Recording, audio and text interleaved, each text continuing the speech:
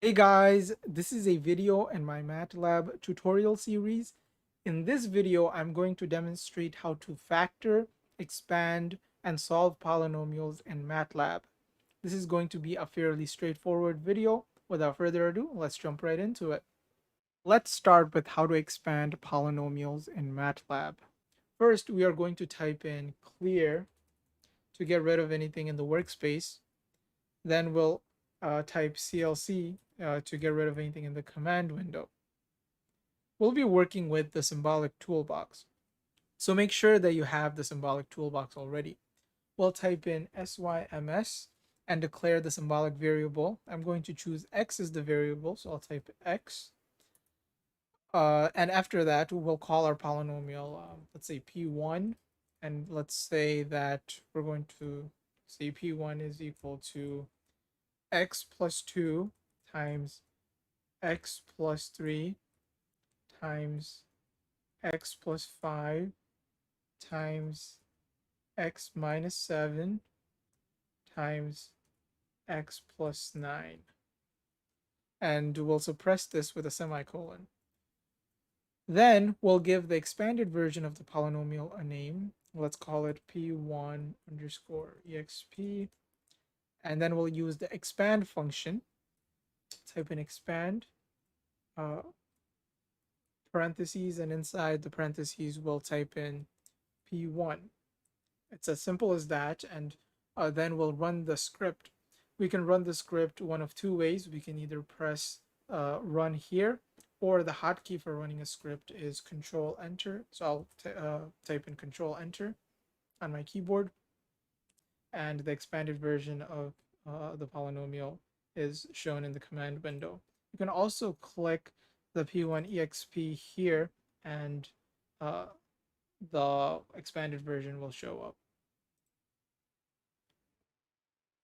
If you didn't want to separately name a polynomial in factored form and then have the expand command on a separate line, you could just type it in as one line. So you could say p1 exp underscore exp, and let's call this 2 equals expand function, and inside we could simply have had this entire polynomial, and that would have eliminated us having two separate lines. It's just a matter of preference, and then you can run the script, and this time you can see that both p1exp and p1exp2 look exactly alike. So it's just a matter of which one you prefer. I personally like this first way of writing it because it allows me to spot any mistakes that I may have run into while typing out the polynomial. But then again, you can choose which one you like. Now that we have seen how to expand a polynomial, let's go ahead and take a look at how to factor a polynomial. We're going to continue working with the same polynomial, and let's name the factored version p1 underscore factor. Let's get rid of this line, it's redundant, and we're going to name this p1 factor equals, and we'll use the factor function, and then inside parentheses we'll type in p1 underscore exp, and p1 underscore exp is just the expanded version of the polynomial, and we can just go ahead and run the script. You can see that MATLAB returns the factors. The factors are not multiplied with each other, rather they're stored in an array separated by commas. We could have copy pasted this whole thing in there from the command window. It's exactly the same. So when we run it, we get the same result. So it's just a matter of what you're working with and how you like to see polynomial in your script. You might be wondering what happens when you come across something that isn't perfectly factorable. Let's give that a crack. I'm going to simply change a coefficient in the polynomial. Let's copy this whole thing again, and we'll have it right here. Call this p1 underscore factor 2. And what I'm going to do is I'm going to change this 12 to a 11. And when I run the script this time, you'll notice that p1 underscore factor returns a factored version, or the factors of the polynomial p1. But p1 underscore factor 2, which is in fact a different polynomial with a coefficient being changed, simply returns the expanded version again, because this cannot be factored. Finally, let's take a look at how to solve polynomials. You can easily do it one of two ways. Using the symbolic toolbox, you can simply use the solve function. We can type, let's actually suppress this, I don't want to keep saying that. Or actually, we can even take this one out. Okay, so we can say p1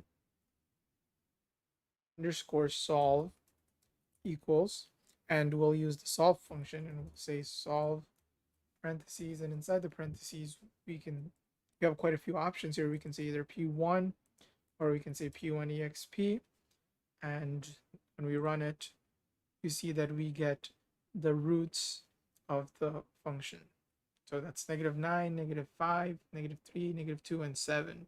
And looking at these up here, we know that's what we're expecting.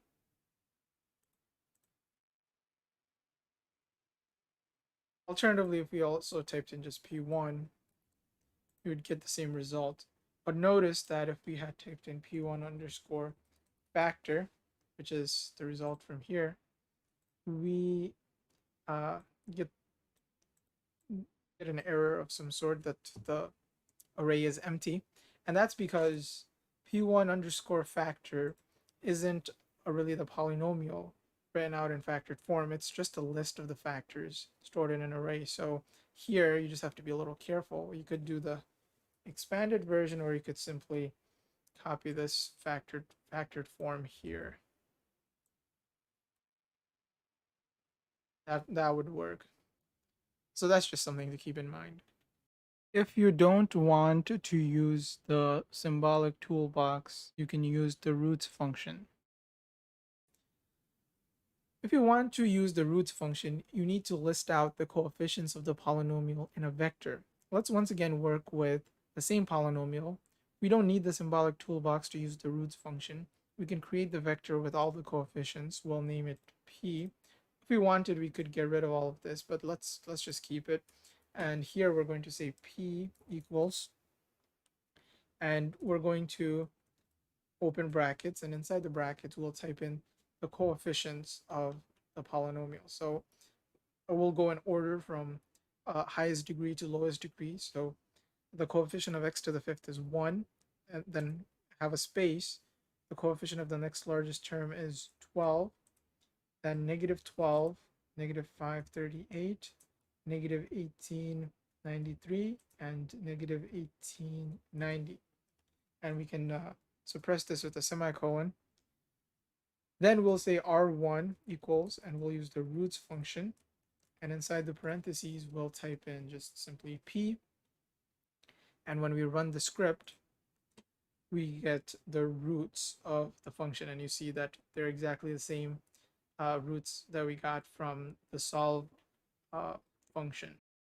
One thing to note here is that if a degree was missing, for example, if x to the 4 was missing and it went from x to the 5th to x to the 3rd, you would need to have a 0 as the coefficient where the x to the 4 would go. So let's say, for example, we were working with x squared minus 4. We could write it as, let's say, p2. The coefficient of the largest degree is 1, which is the coefficient of x squared. Now, since we don't have an x term, in that place we would have a 0, and then the constant is -4.